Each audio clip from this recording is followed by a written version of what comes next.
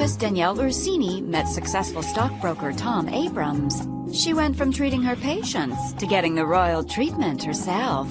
Everything about Tom was intriguing. This extravagant bling life was really a whole new world for me. But Danielle's well-trained eye couldn't see the scratches in Tom's shiny veneer. People saw his success and wondered what the secret was. He created a false persona, and none of that was true. Even Danielle couldn't believe the villain hiding behind her prince. Calculated. He knew what he was doing. I was stunned. He really just devastated so many lives. When it comes to love and marriage, things aren't always as they seem. A girl with beauty and brains, Danielle Ursini had the world at her feet. And in the spring of 1993, the 29-year-old decided it was time for a change of scenery. She moved from the Big Apple to sunny Palm Beach, Florida. I found New York to be much more aggressive and fast-paced, and I really wanted to get away from that. So for me, Florida was a much healthier environment. I found the people to be much friendlier. I knew this is where I wanted to live. But finding time to meet some of those friendly people wasn't so easy. I worked so many hours. Dating just was not a part of my life. I wasn't even sure how I would be able to fit it in. So when her friend suggested she check out the local classified ads for a date, Danielle decided to give it a go. And one soon struck her fancy. A successful businessman looking for a professional woman. It wasn't someone to just have a good time with. The ad was more maybe looking for a meaningful relationship, and I liked that. So I actually called. The man who answered was 31-year-old Tom Abrams. And what followed was a 3-hour marathon conversation. Tom told me that he went to a very well-respected university in South Florida. That's where he pursued his MBA and also played football. He also shared that he was a stockbroker and that he owned his own firm. So I was very intrigued. An academic, an athlete, and an entrepreneur. Everything about Tom seemed too good to be true. Danielle hung up the phone feeling eager to meet Tom in person. A couple days later, she got her chance. On our first date, we went to a local movie theater to see an animated kids movie. He wasn't just a businessman in a suit. He could also have a more playful, fun side to him. Of course, I loved that. As more thoughtful dates followed, the middle-class New York girl found herself in an upper-class fairy tale. There was a lot of whining and dining. He always bought me beautiful, beautiful jewelry. So this was really a whole new world for me. Danielle definitely fell hard and fast for Tom. It was a whirlwind. He swept her off her feet. Behind all the presents and pampering, a genuine love began to flourish. I was very comfortable with him. It just seemed like this was just a perfect fit, a perfect match. So after just 4 months of dating, Danielle was ecstatic when Tom popped the question. We knew we both wanted to be married and we both wanted to have a family. So I was very, very excited. It was all part of the fairy tale. A few weeks before the wedding, Danielle decided it was time for her to do something special for Tom. I had wanted to put together a scrapbook. I really was interested in getting pictures from his college football days because memorabilia was really important to me. But when Danielle asked Tom about the photos, his response took her by surprise. He told me that he had lived in a trailer and that there was a fire and that everything was destroyed. He had lost all of his pictures, All of his degrees, everything was gone. And I was just devastated to hear that. Danielle could tell it was a sensitive subject for Tom, so she decided to focus on their future instead of Tom's past. A few months later, the two lovebirds tied the knot in a small ceremony with just their closest friends and family in attendance. It was a fairy tale wedding right there on the lake. I can remember walking down and the harpist playing. It was beautiful. It's definitely a storybook relationship. So she was very happy. It doesn't get any more perfect than that. With 2 words, I do, a simple girl from Queens became a Palm Beach princess and officially joined the privileged world of Tom Abrams. We were going to begin our life together, and it was going to be a perfect life. But all that glitter was not gold. And behind Tom's sparkly exterior was a very dark secret. One that would turn Danielle's fairy tale into a nightmare. He was definitely a master manipulator. This guy knows what he's doing. I never could have prepared myself for how terrifying things would become. In the summer of 1994, newlyweds Danielle and Tom Abrams were living the high life. We were really enjoying being newlyweds. He was working full-time, and we then opened my counseling center. And about 6 months later, I was pregnant. Tom was just delighted to hear that his first child would be a son and someday would be the heir to his business. But every prince needs a castle, and Tom decided an upgrade was in order. So the couple soon found themselves buying a luxurious house in the prestigious Aero Club. People like to say, oh, I live in the Aero Club, and people knew where the Aero Club was. They had their own landing strip, and you actually land your private plane in your backyard. So it was a status symbol for Tom. But with the purchase of the new home, Danielle noticed Tom's spending went beyond luxurious. It became downright gluttonous. I took a small trip to New York, and when I came back, he had leased a Ferrari. Tom bought a race car. He bought a plane. And I thought, wow, that's a lot. When it came to toys, there were no boundaries. He wanted it, he was going to buy it.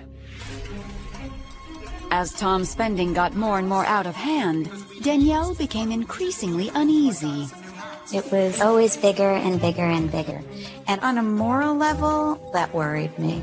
But Tom would explain that it was necessary because he managed people's money and you had to make a good impression.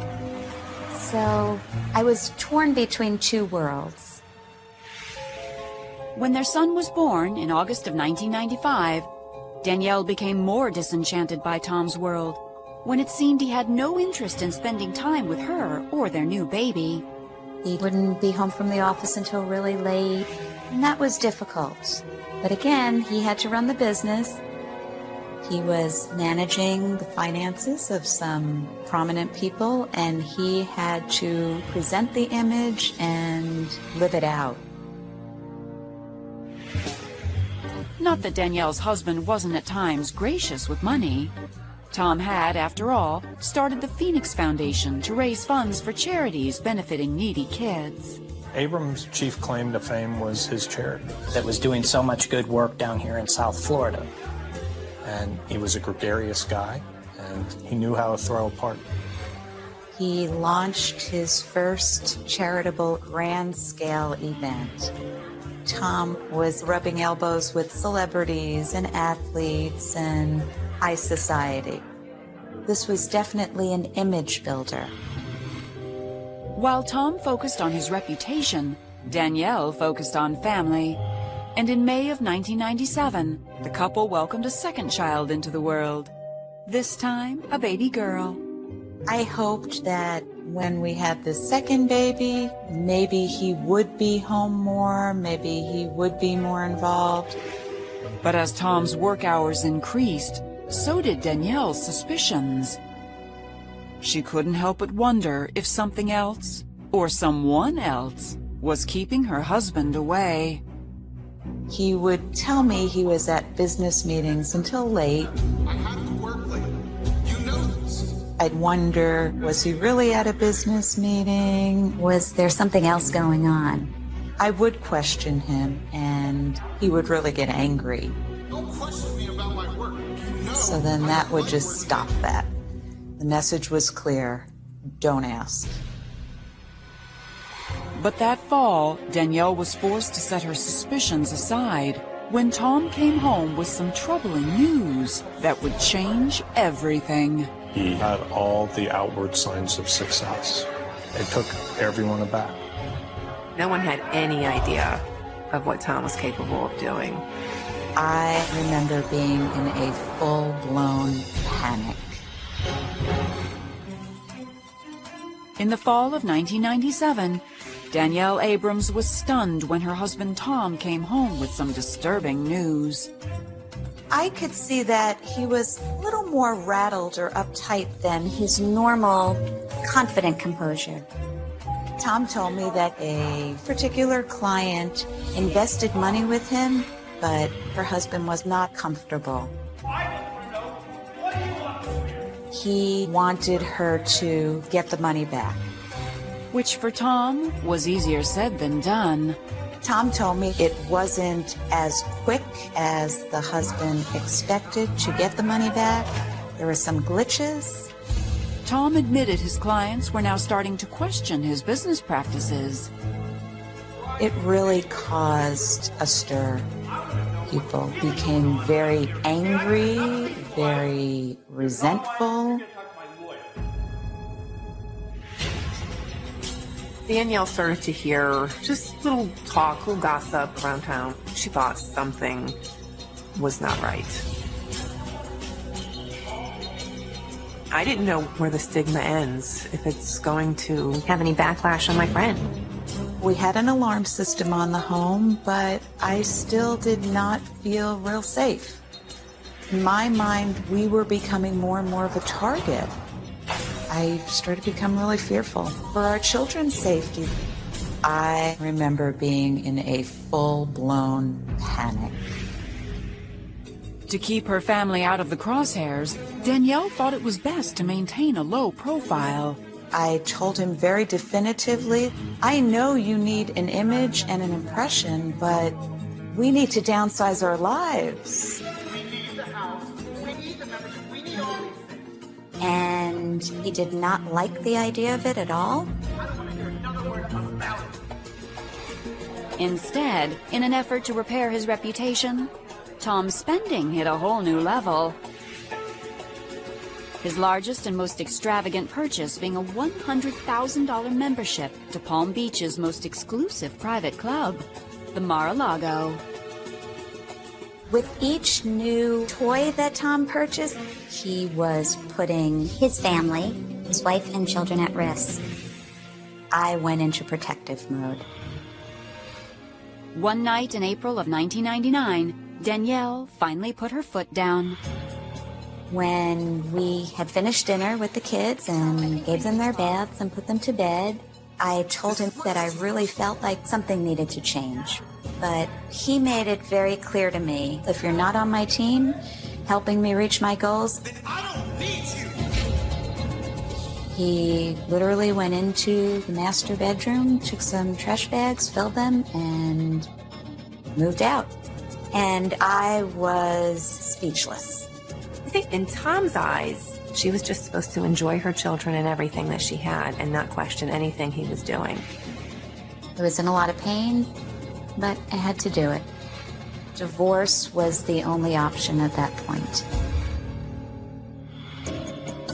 In December 2000, after 5 years of marriage, Danielle and Tom's divorce was final. But as the year went on, Danielle got wind of his new life through mutual friends. The divorce definitely did not slow Tom down. He was schmoozing every night at different Palm Beach events, black tie events. Despite appearances, Danielle's gut feeling was that Tom's world was closing in on him. I could see his extravagant and reckless behavior just really ramping up, and he just couldn't keep going in that direction. It was going to blow up in his face.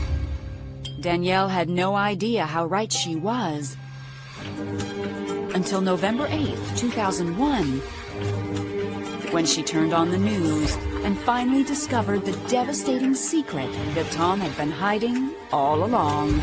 There were so many lies. It was catastrophic. He knew what he was doing. He intentionally hurt people. It was devastating to hear the magnitude of what he had done.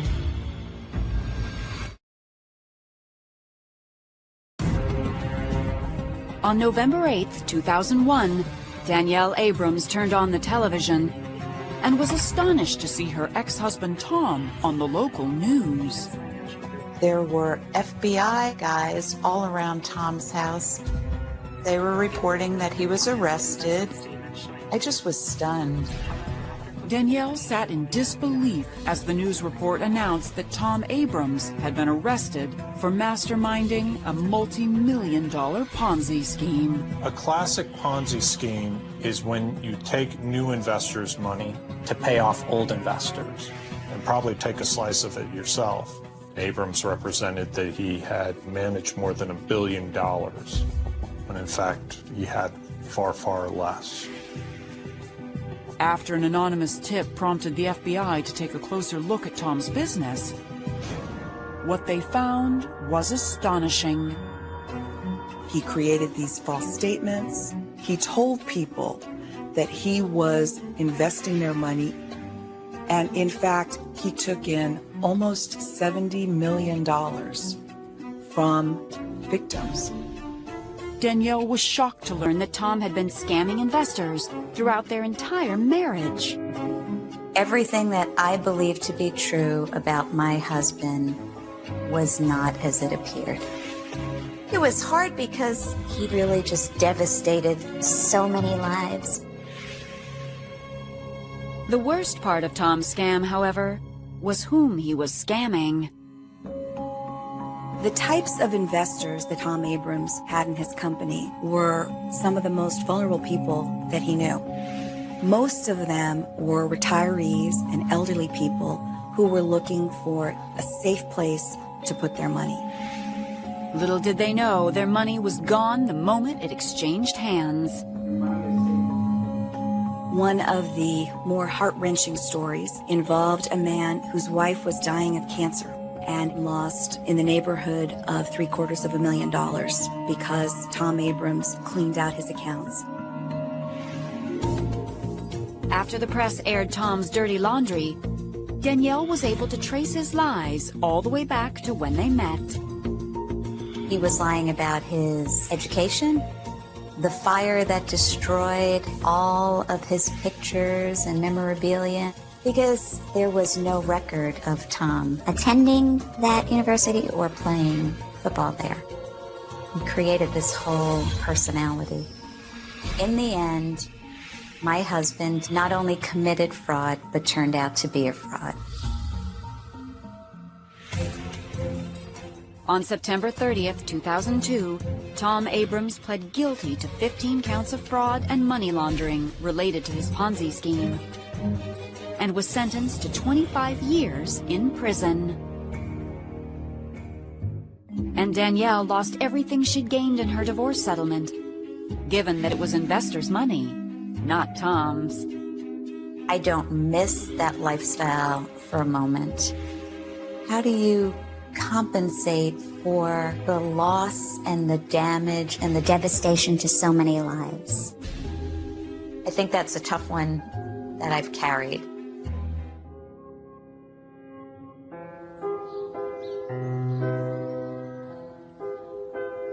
Today, Danielle and her 2 children, now teenagers, are thriving despite their family's ordeal.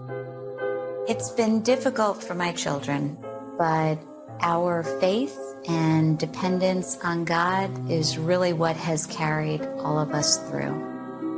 Anderton, meeting a handsome, charismatic Irishman seemed too good to be true.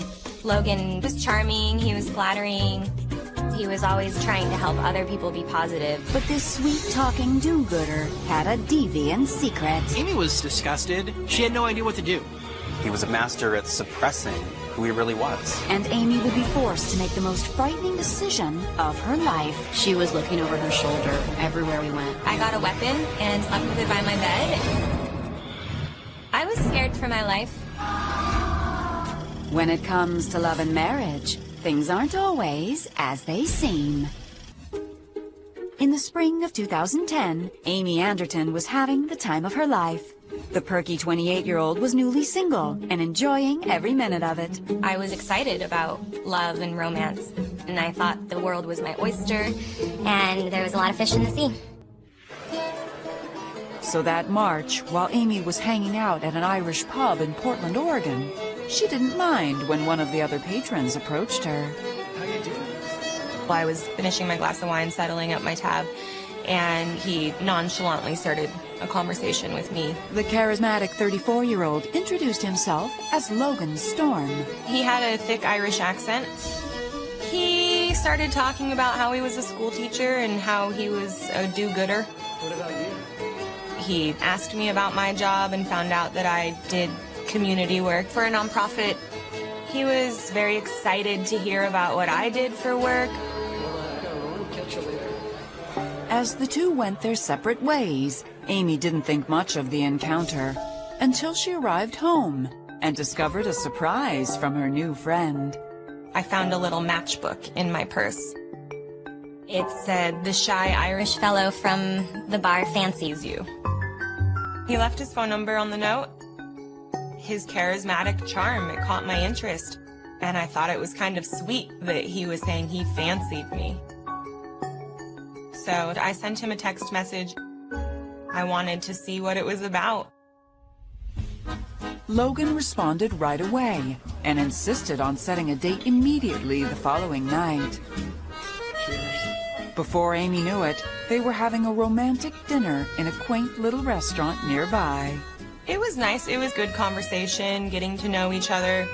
He had a lot to say about growing up in Ireland. He told me that he had a son that lived with him part-time, 3 days a week.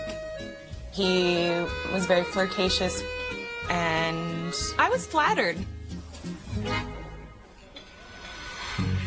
Logan was keen to see Amy again that weekend, so she invited him to a barbecue, and instantly her friends were hooked.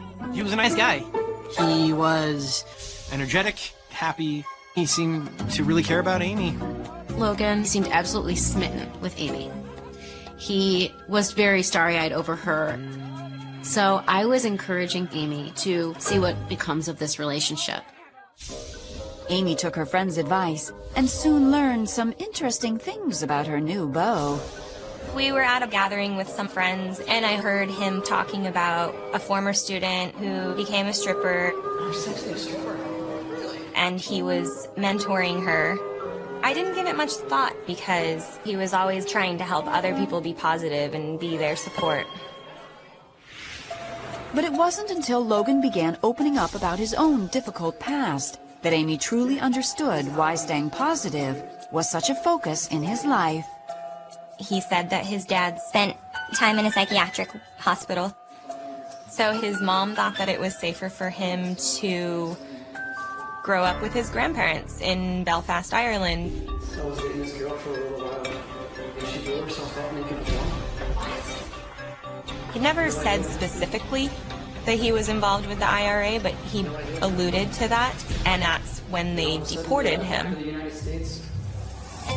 Logan told Amy he eventually found his way back to Portland, where he'd managed to mend his relationship with his parents. I admired him. I thought that it was great that he could grow up under such circumstances and become someone great. But Amy would soon learn that this do-gooder was actually as bad as they come, as his vortex of lies pulled her into a world she never imagined. I was just blown away at the levels of deception. There was something mentally broken with him. I was trying to make sense of what was going on. I felt gullible. I felt betrayed. In the spring of 2010, Amy Anderton was starting to fall hard for her new Irish love interest, Logan Storm. As a couple, we did a lot of different things together, getting to know each other, but I wanted to date for a little while and not rush into a relationship. Amy was happy taking things slowly, especially when it came to meeting Logan's 12-year-old son. But Logan had other ideas, and he made them clear one Sunday morning in May. Logan was going to pick up his son and specifically told me, we're not coming back here directly, so take your time getting up and getting ready and let yourself out. So I was wandering around the house and making some coffee. Before Amy knew it, she saw Logan and his son walking up the sidewalk.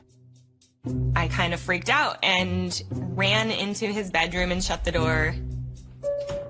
They came in and Logan said, "Son, Amy's still here. Would you like to meet her?" My heart sunk into my stomach and I just gulped. So I said, "Hi. Nice to meet you." This is Amy. I was kind of upset with him. It's like he wasn't respecting how I felt or my boundaries.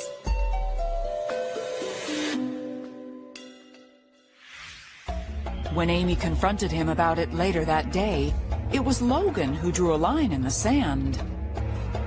That made me feel really uncomfortable. Oh, so it's all about you? Well, what about us? He told me that he was not willing to invest in a relationship that wasn't going anywhere. How are you supposed to have a relationship together without trust? He wanted me to just let go and to just trust him. So Amy decided to do just that. Let go and take a chance. That made an impression on me, and I thought that the relationship had potential to last forever. But by the middle of May, Amy started to notice something was troubling her new boyfriend. I could tell Logan was struggling financially. He talked about how it was hard for him to pay his bills. He said that he couldn't afford his house. And the only place that he could afford would be a little one-bedroom apartment. And by the beginning of June, Amy couldn't take it any longer.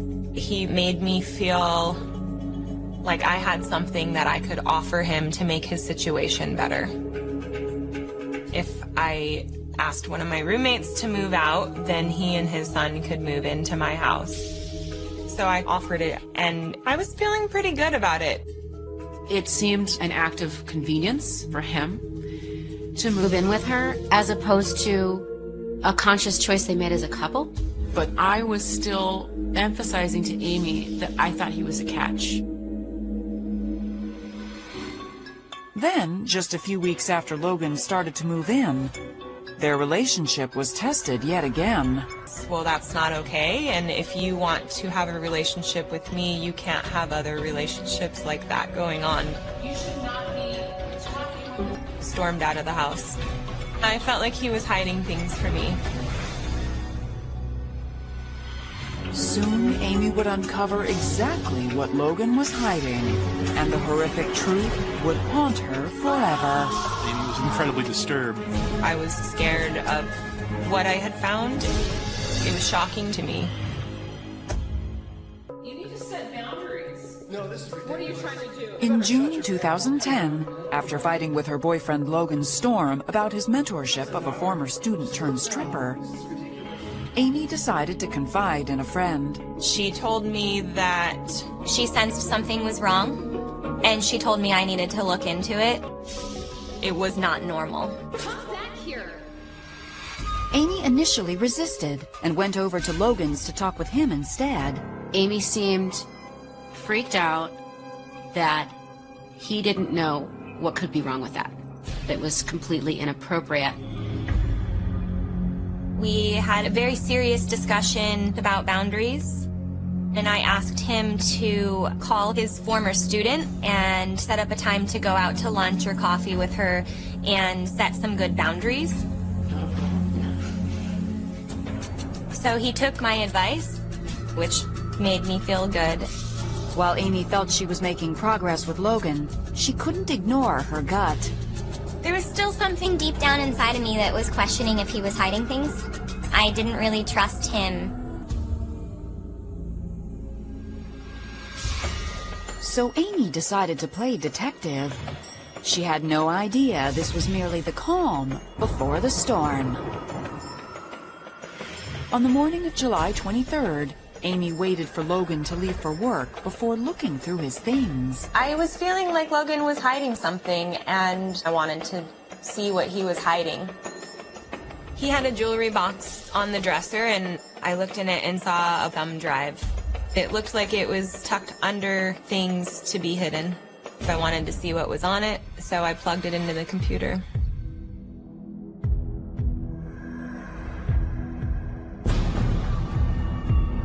I wasn't able to process what I was seeing. Oh my God. It was shocking to me.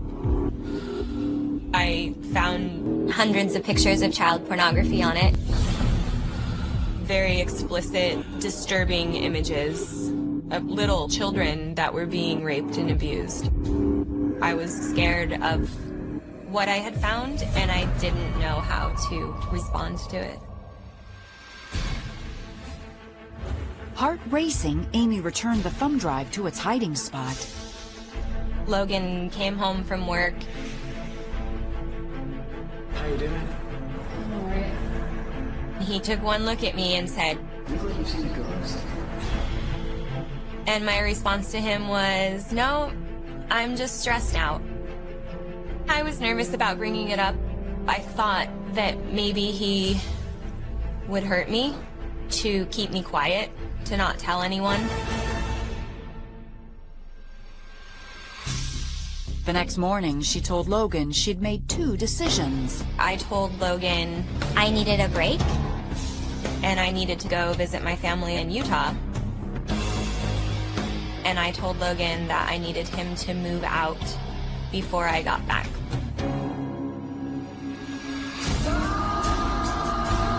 He screamed loud, just let out a bellowing scream, just clenched his fists and screamed at the top of his lungs. I became more scared of him.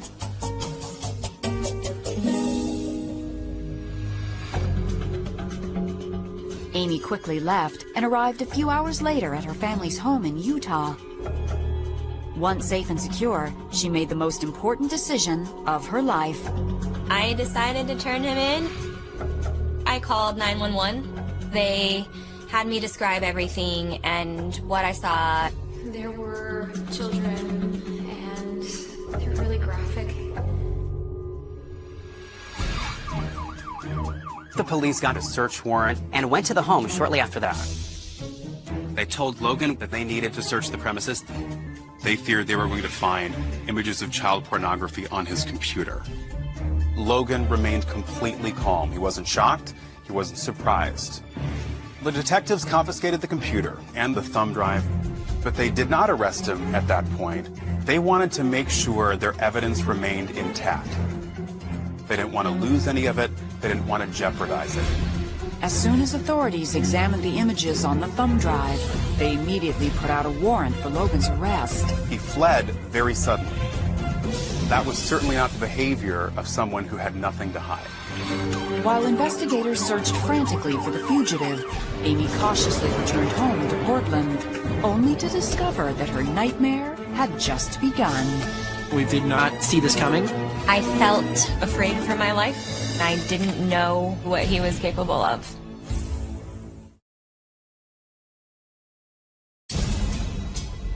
In the summer of 2010, Amy Anderton was terrified after her ex-boyfriend Logan Storm went on the run. I was pretty scared for my life. I knew that he knew it was me who found the child pornography and called the police.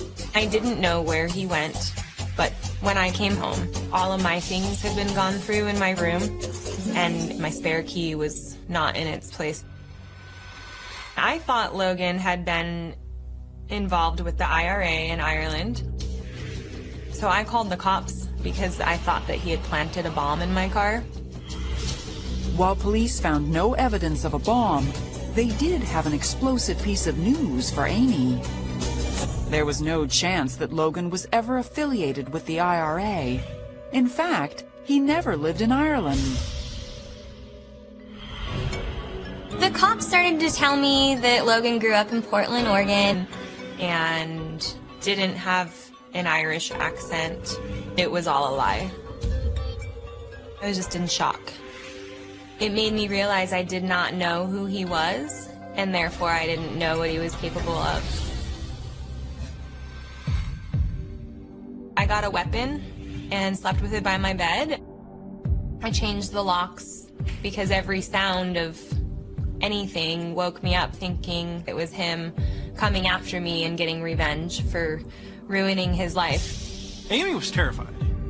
No one knew where he was, and the stress was really getting to her.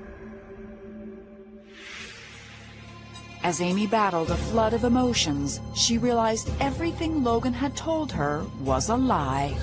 I don't believe that his father spent time in a psychiatric hospital. I think that Logan made all of those things up to make himself look like a victim. He was manipulating me. Equally disturbing was how Amy felt Logan had clearly turned his own son into a chess piece. I think he was using his son to move into my house. I think it looked good for him to live with me, to have a girlfriend who was doing this good work in the community, and he was using me just to get what he wanted. I felt gullible. I felt betrayed.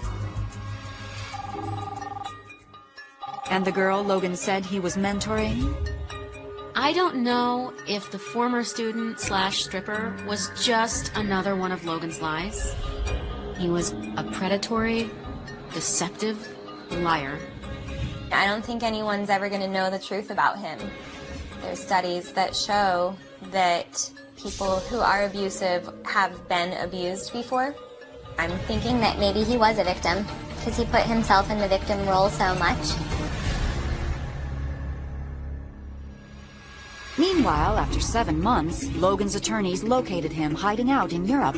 They convinced him to return to Portland, where he was officially booked for possession of child pornography.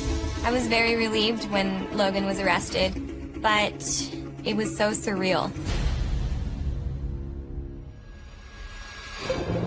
On January 23, 2013, Logan Storm went to trial and pled not guilty. I very much believe in our country and our laws. I respect the system and I respect the procedures. Amy was forced to come face to face with the man she turned in. The first time I saw him, I thought that I was going to be sick. I saw him do a double take, and I saw fear in his eyes. It made me feel powerful. I was protecting young children. 6 days later, the middle school teacher was convicted on 1 count of possessing child pornography. On September 10, 2013, Logan Storm was sentenced to 8 years for his crimes. I think he deserved harsher. Honestly, this guy is somebody that should not be on the streets, ever. It wasn't the maximum, but it was enough to show that it was a severe crime. And I didn't have to look over my shoulder, and I didn't have to worry where he was.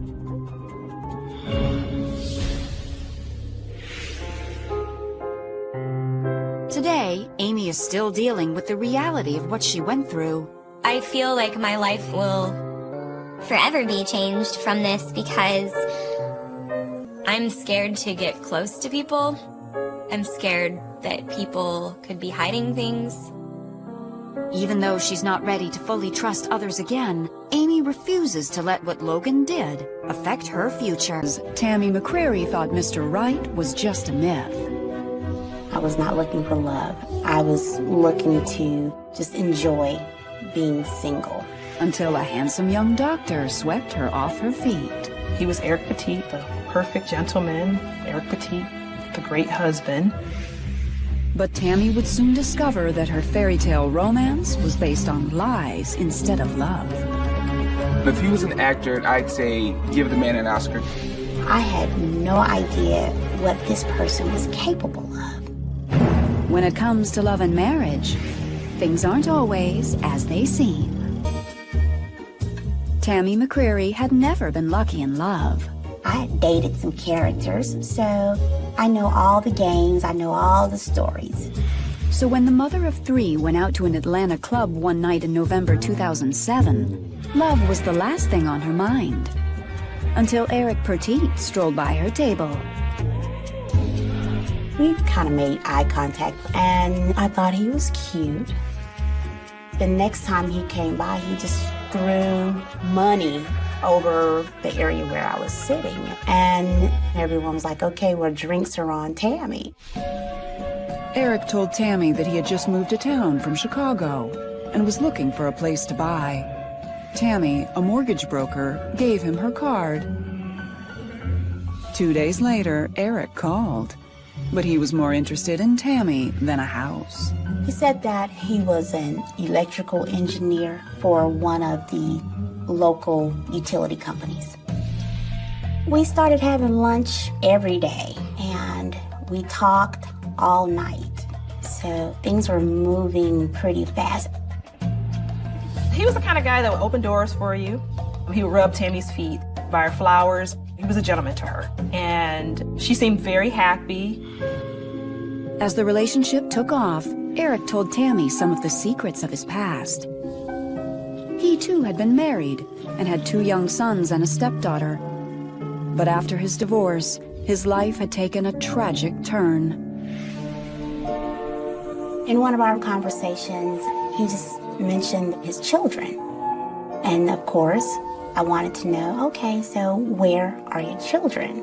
And he said his boys are deceased. And his parents were also deceased, and that they were all killed in a crash. So me being a mother, hearing that just sent chills through me. In tears, Eric showed Tammy his son's death certificates. But that wasn't the end of the story. Eric told Tammy that before the accident, he had been an ER doctor in Chicago. Eric did show me transcripts from University of Chicago, but he said that he could not practice after the death of his children. I thought it was sad that now he wasn't doing what was really in his heart to do because of the tragedy.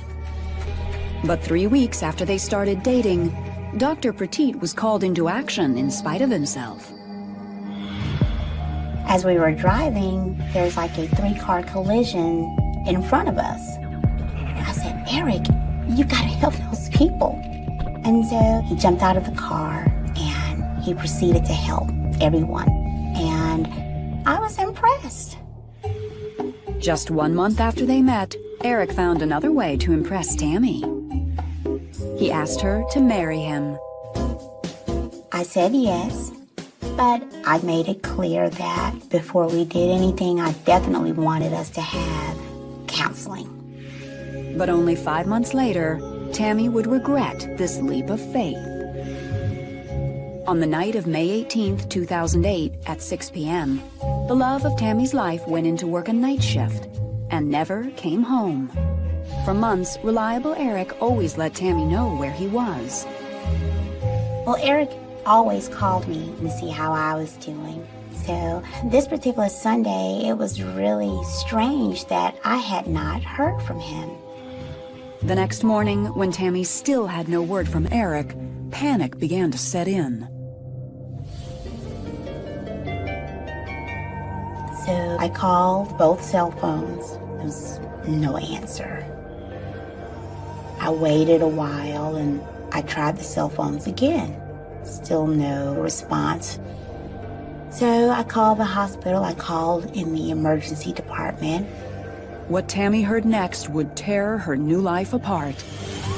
Eric had been at the hospital that night, but there was more to his visit than Tammy could have ever imagined. I was at ground zero. I could not believe it. Eric was very smart, but I've always heard that it's a thin line between genius and insanity. In December of 2007, 5 months before Eric Petit suddenly vanished, he took his new fiancée, Tammy McCreary, out for a special surprise. He wanted to go shop for rings, so he went to a store and he said, let's look at a 3-carat peerless in the antique setting. And the salesperson said, okay, this is $30,000. And I'm like, $30,000. So Eric says to him, well, just give me a day or two. But later that night, Eric got a devastating phone call. Well, I was sitting in the living room watching television with my mother, and Eric called her upstairs to speak with her for a second. Then I just heard a loud outburst. So I ran upstairs, and he was laying in my mother's lap, and he was crying very, very hard. Through his tears, Eric told Tammy that his 12-year-old stepdaughter had committed suicide. As Tammy tried to comfort Eric, he explained that his ex-wife had no money for her funeral. He was told that it was going to take $30,000 to cover the service, and he needed to take care of it. And I mean, I understood. And so I told him, we'll deal with the ring later. Tammy suggested that Eric move in with her so he wouldn't be alone. But not everyone thought it was a good idea. Everything was just coming all of a sudden, so I didn't trust him very much at all. I was like, you meet this guy who's not even from Atlanta, he's just moved here from Chicago, his family's dead. I said, what if he killed his family? Tammy may have been in love, but she had 3 children to protect. So she decided to get Eric checked out. I contacted a friend of mine who has a security firm, and I gave him Eric's information.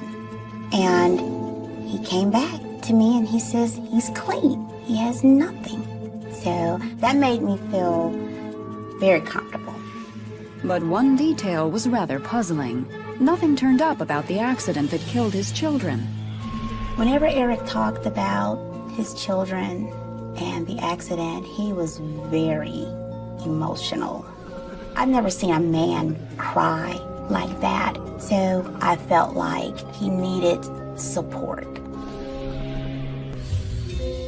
So Tammy put her concerns about Eric behind her and focused on the wedding. To her delight, Eric took care of the invitations. And when the guests started to respond, she got a big surprise. I had people calling me saying, Eric's a doctor? I didn't know you were marrying a doctor. So he showed me a copy of the invitations, and it said Doctor and Tammy. He says, well, it was really supposed to be a wedding present for you. I'm going back into medicine. Eric told Tammy he had been offered a job in the emergency room at a nearby hospital. It would begin after the wedding. When he said that he was going to be starting working at the hospital, I was thinking, well, maybe there is some truth to this guy, so let's give it a shot. 4 months after they met, Tammy married her handsome doctor in a small ceremony in their living room. I was very excited to know that I was going to be a doctor's wife. I just felt like this was the prayer that was answered. This was like a fairy tale. Over the next 2 months, Tammy settled into life as a stay-at-home doctor's wife. I would drive to the hospital every day, drop him off, and go back in the evenings and pick him up. Some days he would go in with a lab coat and he would come home in scrubs. But sometimes Eric's new job seemed to take a toll. There were a few times he would call very upset, telling me stories of a child coming in an accident and he couldn't save the child. There were a few occasions when he would get a call 3, 4 o'clock in the morning and he would have to leave and go to the hospital. And the more Eric was gone, the more Tammy began to wonder. She had heard a few stories of doctors running off with their nurses. I knew he was young, he was attractive, and he was the new guy at the hospital. So, I just started paying attention to different things. Before long, Tammy found something that seemed to confirm her biggest fear. A sexy text message that had nothing to do with work. Once I read the text message, it just didn't seem professional. So I just decided to call the number. Tammy knew whoever picked up her call might very well ruin her fairy tale marriage. But she couldn't stop herself from dialing. We were just like, oh my goodness, who is this guy? Tammy McCreary sometimes worried that her new husband Eric might be too good to be true. So when she found a suspicious text on Eric's cell phone, she instantly feared the worst. I just decided I would call that number back. And of course it was a young lady. And she was like really friendly, like, hi. And I said, this is Eric's wife. Who are you? And her response was, if you want to know who I am, I suggest you ask your husband. That night, Tammy got ready to have it out with her man. I waited about 30 minutes, and then Eric comes charging into the bedroom. I've never seen him this angry. He says, you almost cost me my job. Do you know that was my superior that you called? And I just felt like some little teenager playing a little silly game. Ashamed that her snooping could have cost Eric everything, Tammy decided to trust her husband, for better or for worse. But less than 2 months later, that trust would be destroyed forever. On May 18th, 2008, the good doctor went in to work a night shift. But when the next morning arrived with no word from Eric, Tammy knew something was seriously wrong. I called both cell phones. There was no answer. So I said, well, I've never called the hospital, but I think I need to call today. Well, I called in the emergency department and they put me on hold. Then they came back and they said, ma'am, there's not a Dr. Petit here. And I said, okay, well, I know they can't possibly know all of the doctors. So I decided to call the cell phone back. And this time I got an answer. So I asked for Dr. Petit. And the lady says, oh, are you talking about the guy that was using this cell phone? And I said, yes, because now I'm thinking, okay, finally, somebody knows Dr. Petit. But what the woman said next was the last thing Tammy expected to hear. She says, oh, well, you need to call security because that guy was arrested for impersonating a doctor last night. And I just lost it. Police were called when a nurse reported that a man she didn't recognize had been hanging around the emergency room. The man was Dr. Eric Petit, but the hospital had no idea who he was. He's dressed like a doctor from head to toe. He has a doctor's badge. He had taped his photo over the photo of the actual doctor on the badge. He had a prescription pad and some prescription drugs. And he was certainly getting around different controlled areas of the hospital. For weeks, Tammy's husband Eric managed to roam the hospital undetected. And surprisingly, he had just one motive for playing doctor. Most fraud cases involve people who are trying to get money. And it appeared that this guy was there to hit on women. One of the spokeswomen for the hospital said some of the female staffers described him as adorable. But if Eric had been playing doctor just to meet women, what else was he lying about? Tammy was determined to find out. Immediately, I just wanted to just start investigating everything that he had ever told me.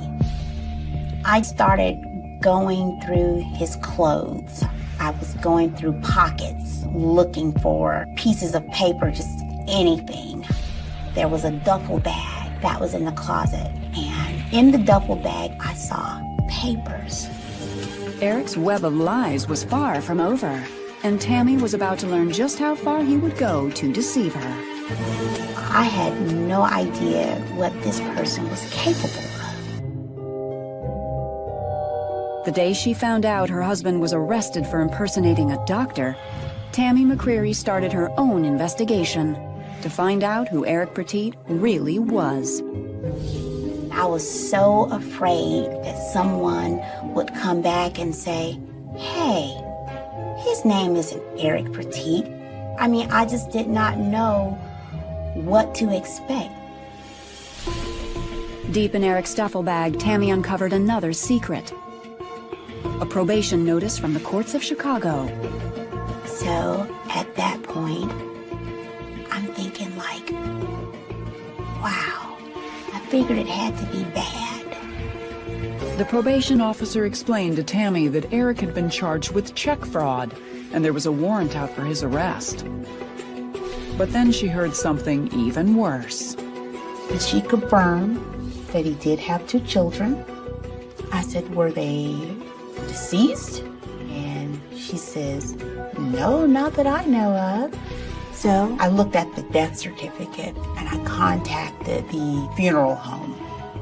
And they had never heard of any persons in there with those names. The tragedy that had opened Tammy's heart to Eric was one of the most shocking lies of all.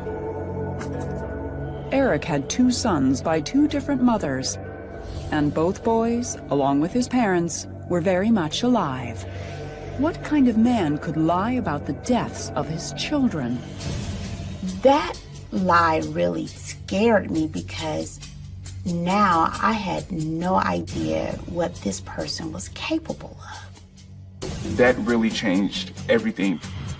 It's one thing to just lie about your profession, but for him to say that his kids are dead, that is so heartless. Eric had faked it all. The death certificates, the medical school transcripts, even his stepdaughter's suicide. It seemed the only thing Eric hadn't lied about was his name. I wouldn't come out of the house.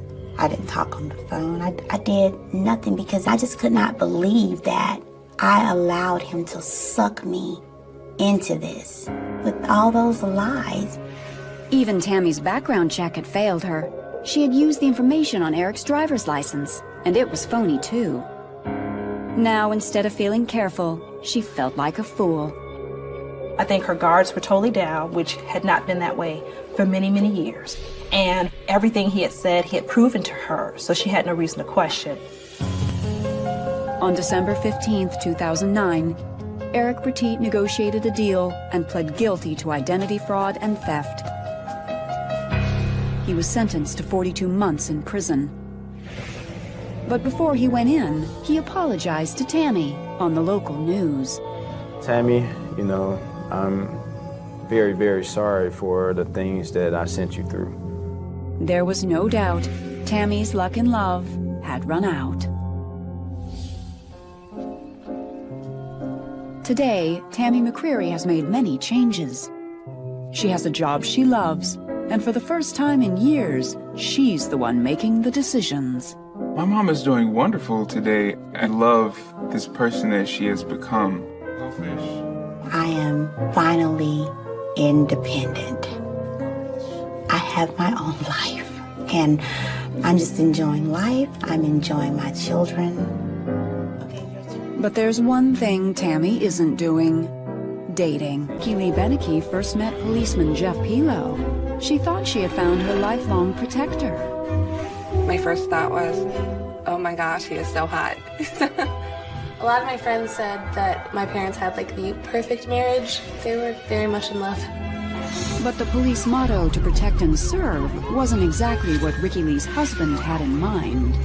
He betrayed everybody here. He betrayed this whole community. And when he crossed the thin blue line, Ricky Lee had no idea what to believe. They've got the wrong man. Who am I going to believe? None of it made sense. When it comes to love and marriage, things aren't always as they seem. Growing up in rural Illinois, Ricky Lee Beneke was raised to always stand by the people she loves. I always believed that I was a very faithful person. Never saw the bad in people. I always tried to find the good. In the summer of 1987, when she was just 17, Ricky Lee saw plenty of good in 22-year-old Jeff Pilo. He was in the service in the Navy. He had a great smile. It just lit up his whole face. We started going out to movies and dinner and realized we just couldn't be apart. A few months later, Jeff got out of the Navy, and their relationship began to take off. Within a year, they were married in a simple church ceremony. It was a church that I went to growing up. We had wanted to have a nice, perfect little wedding, but my dad had some serious health problems at the time, so it was just 5 people in there, but we were both happy. I trusted Jeff implicitly. They were a total couple. I mean, it seemed like they'd be together forever. Money was tight for the newlyweds until June of 1989, when Jeff found a new way to serve his country by joining the police force in Bloomington, Illinois. He always knew he wanted to get into law enforcement, and I always liked that he had a plan. He set out to make the streets a safer place. The work was hard and the hours were long, but 6 years and 3 children later, Jeff and Ricky Lee still managed to keep the spark alive. We would have 3 nights a month where it would be just the 2 of us. I'd plan a night, he'd plan a night. He'd bring me flowers, that sort of thing. It was a great childhood. He'd always spend time with us. We always thrived on our daddy time. But it wasn't always easy. As Jeff climbed the ladder at work, the night shifts and emergency calls became more frequent. The unusual hours began to take a toll. He wanted to work as much as he could, but it was just hard as a police wife to get used to feeling like the job was more important sometimes. But the effort paid off when Jeff was honored by a local organization as Policeman of the Year. In the summer of 2000, Jeff was promoted to sergeant, and Ricky Lee was thrilled.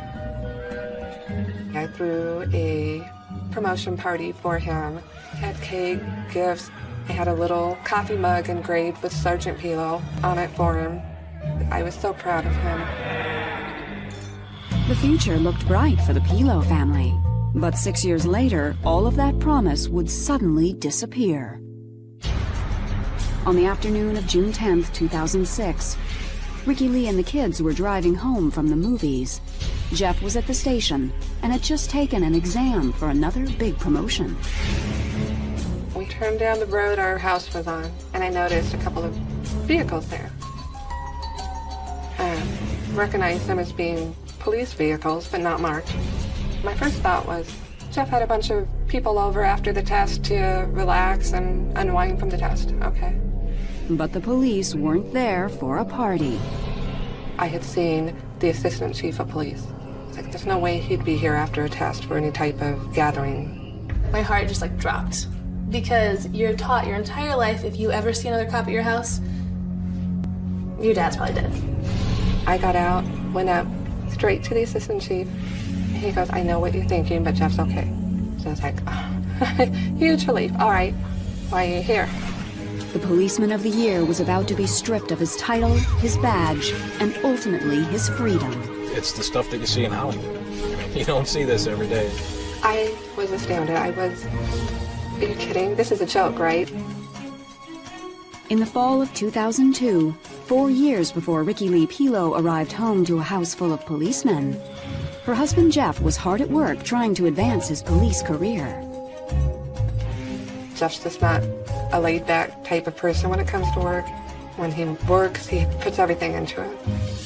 I worked with him almost as closely as a partner. He seemed to be a good friend to people. He would go out of his way to help them. But at home, the Pilos' once solid marriage was on shaky ground. Jeff's career, always a source of pride, was now pulling them apart. I really started getting very frustrated with the job, with the amount of hours he was putting in, never being able to see him. I don't think that he really knew where to draw the line. As the stress built, Jeff started to take it out on Ricky Lee. He would come home from work. Oh my gosh, when's the last time this house has been clean? This house is a mess. At times, he could even be cruel, making fun of a hearing defect she was born with.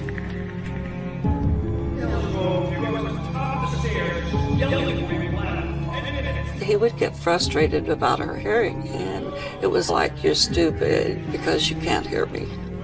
And I would get so angry. I said, Jeff, you knew about her hearing when you married her.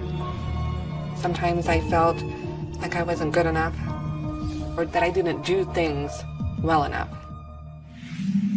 By the spring of 2004, life at home seemed to improve when Jeff gave up the graveyard shifts for good. But he was still out at all hours of the night, and his family didn't always know why. He liked to go on walks at night. It seems like crazy hours, like 1:30 in the morning. Jeff would tell me that there was a lot of times he just couldn't sleep, so he would get up and use the computer, take the dog for a walk, whatever, as a way of trying to relax. While Jeff was releasing his tension from the day, Bloomington police had good reason for stress at night. A troubling new case was keeping them on edge. A serial rapist was on the loose, the first in the town's history. In the past 3 years, there had been 4 attacks, and the details were usually the same. When the suspect was committing this assault, he was either wearing a ski mask or a scarf over his face. He would use duct tape to bind their wrists. And it seemed that the rapist knew how to cover his tracks. It was very frustrating because we had very little evidence. The suspect is taking things with him. He's making the victims bathe. He's doing absolutely everything he can to prevent leaving anything like DNA behind. Investigators had no solid leads and no idea when the attacker would strike again. Meanwhile, Ricky Lee started to speculate about why her husband was really leaving the house at night. Some signs seemed to point to another woman. There were times where I just had suspicions, I just had thoughts that, he's having an affair. Finally, Ricky Lee decided to voice her suspicions. I actually confronted Jeff about it. He completely denied it. He was angry. Oh, how could you think I was doing that? I can't believe you would even think that. An affair would have been devastating, but the real reason behind Jeff's late-night forays would be far worse. I wasn't prowling around anyone's windows. I wasn't prowling around at all. In June 2006, Jeff Pilo was up for a promotion from sergeant to lieutenant in the Bloomington, Illinois PD. But first, he had to pass a big exam. On the night before the test, Ricky Lee urged Jeff to get some rest. I got in bed and started reading. He said he was going to take a shower, joked around about some stress relief. Told me don't fall asleep. Well, I fell asleep before he got out of the shower. And I remember waking up very early in the morning, and he was laying in bed next to me asleep.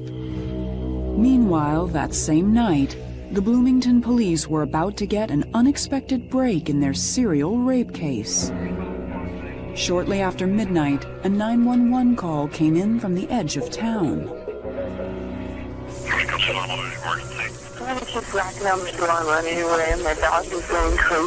your address, man?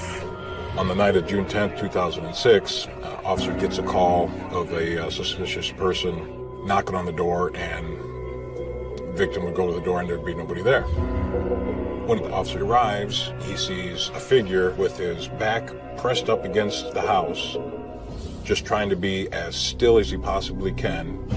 He calls out to the person, "Hey, you, come here, police, I need to talk to you." And the person turned around and walked away.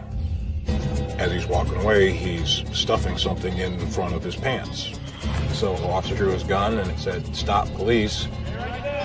But when the officer saw the man's face, he couldn't believe who it was. Eventually, the suspect turned around, and then all of a sudden it's, "Wait a minute, this is my sergeant." Later that day, around 3 p.m., Ricky Lee was returning home from the movies with the kids. As soon as they reached the driveway, she realized that something was terribly wrong. My daughter starts to pull in, and I told her to stop because I had seen the assistant chief of police. I told the kids to stay in the car. I got out, went up, straight to the assistant chief. He goes, "I know what you're thinking, but Jeff's okay." So I was like, "All right, why are you here?" He said, "Well, he has been arrested, and we do have a search warrant for your house." The chief explained that Jeff had been caught attempting to break into a woman's house just after midnight. He was briefly detained and then let go. To me, that made no sense because I never noticed him gone last night. When I went to bed, he was in the shower. I woke up, he was in bed next to me. You're lying. But later that morning, after Jeff took his test, officers arrested him for stalking and attempted burglary. I started yelling at the assistant chief and yelling at all the other officers there and really making a scene because it was just beyond belief. But Ricky Lee would soon learn that the burglary arrest was only the tip of the iceberg. The police were sure they had caught their serial rapist. Way back in 2003, we found records that our second victim had had her license plate run at a certain time and place that just didn't make sense. Well, the license plate had been run at that time by a in-car computer that was logged in under Jeff Pilo's login. 3 years later, all of a sudden, Jeff Pilo is found outside a woman's house at 1 o'clock in the morning trying to break in. Convinced of a link, detectives pulled Jeff in for questioning right after his exam. During the interrogation, Jeff's behavior was bizarre. Alright, houses come up for sale in that area all the time. I'd be interested in buying my mother-in-law a house. I was looking to see what kind of access went down to that place. That's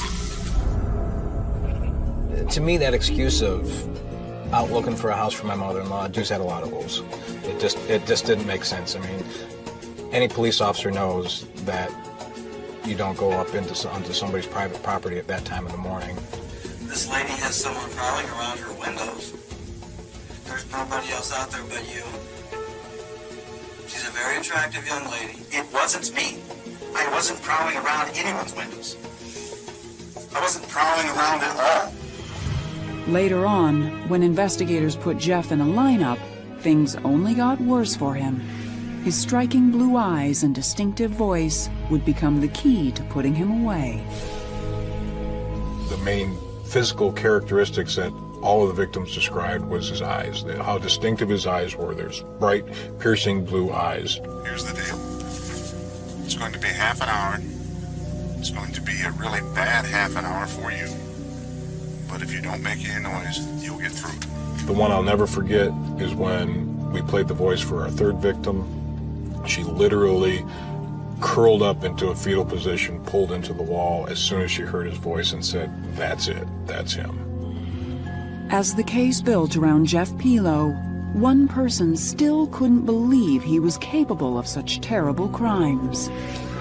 I know without any doubt in my heart that my husband is completely innocent of all these charges. Ricky Lee stood by her husband, denying the charges to anyone who asked. But police had searched her home and found something so damning that it would shake even Ricky Lee's faith in Jeff. Jeff says he's innocent. I've always stood by him. It was driving me insane. Everything fell right in line. All the pieces to the jigsaw puzzle fell together. In the summer of 2006, Police Sergeant Jeff Pilo stood accused of 4 shocking rapes. But his wife, Ricky Lee, was determined to stand by her man. I said, we're going to fight this. They cannot prove that he's guilty. Jeff says he's innocent. We'll get through a trial and be fine. But when police examined the duct tape used to bind the victims, they found the evidence they needed to make their case. The scientist at the FBI lab found fibers along the edge of the duct tape, and he was able to match those fibers to 2 separate articles of clothing that we found in Jeff Pilo's house. One was a nylon jacket that zippered up, and then also the ski mask. That jacket and that ski mask look exactly like what the victim described them as. Then, on Jeff's hard drive, investigators made a shocking discovery that convinced them they had their man. We were able to find pornography on his computer that it wasn't just run-of-the-mill porn, it was searches for brutal rape. There were images of uniformed people committing rapes. Everything fell right in line. All the pieces to the jigsaw puzzle fell together. Detectives learned that Jeff's attacks had followed the same pattern. He stalked his victims for months, using police resources to access personal information. Then he waited until the women were home alone at night and broke in. The attacks lasted for hours, and when Jeff was finally finished, he carefully took the evidence with him. Can't explain to anybody what it's like to sit in one of those small interview rooms with the victim and go over 4 hours of her life when he was doing these things to him. Still, Ricky Lee's faith in her husband was unshakable. Without any DNA evidence, she clung to the hope that investigators had gotten it all wrong. As far as the ski mask and the gloves and the coat, in a house full of kids, every house, I'm sure you can go find the same exact items in. Jeff was the most sweetest, loving person. He never laid a hand on the kids or I in any way, shape, or form. Like, this is just a bad dream. On May 12, 2008, Jeff's trial began, and Ricky Lee sacrificed everything she had to defend him. We had nothing. My retirement was gone. Our savings, gone. Credit cards all maxed out. Sold the house, all for lawyers. But it wasn't enough to set Jeff free. A month later, a jury found the former Policeman of the Year guilty on all charges. He was sentenced to 440 years in prison. And the community looks towards their police officers to help protect them. And, you know, he put everybody here in a bad light, without a doubt. He betrayed everybody here. He betrayed this whole community. I was just an emotional wreck because this nice, perfect little, wonderful family and life that we had all had was now completely shattered, and I just could not make any sense out of anything.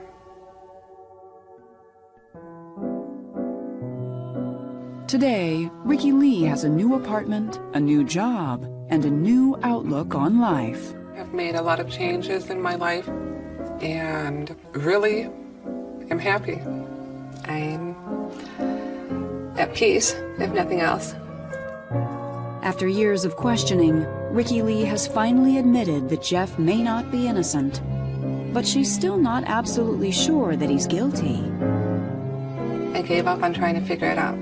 It was driving me insane. Jeff says he's innocent. I've always stood by him. I want to believe that, but now I've stopped trying to figure it out, and I am just doing what I can for me to survive and go on. I love him. There's not a day that goes by that I don't think about him. But I want to know the truth. If this really did happen, come out and say everything. Come